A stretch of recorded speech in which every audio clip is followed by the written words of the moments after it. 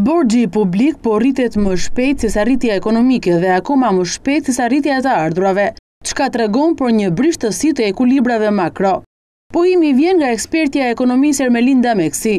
Në një intervistë për Channel One, Meksi shpjegon se situata ekonomike në vend prej kohësh reflekton pasiguri dhe një ulje të ndjeshme të investimeve publike. Rritja e pretenduar ekonomike nuk është shoqëruar as me rritje të ardhurash, as me rritje punësimi, as me rritje investime dhe përrjedhoi të gjitha këto reflektojnë një shqetësim mbi mundësinë e shlyerjes së borxhit në të ardhmen.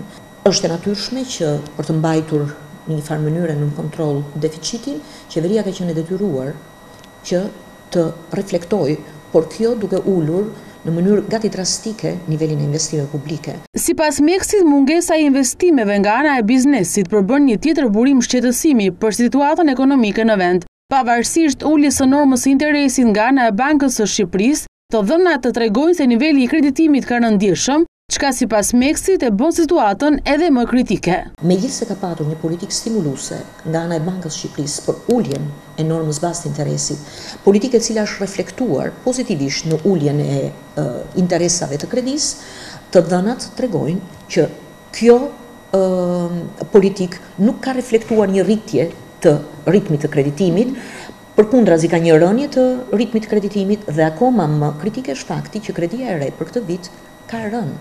Pra, këto të dhëna sugjerojnë një situatë kritike në drejtim të mundësive për rritjen ekonomike në të ardhmen. Meksi sugjeron një rrugë të re për daljen nga kjo krizë, duke eliminuar kategorikisht përmirësimin e situatës ekonomike në vend me rritjen e mëtejshme të borxhit. Në asnjë mënyrë nuk duhet të vazhdojmë me thellimin e borxhit. Vetëm maturia në vendimarrje është rruga e duhur.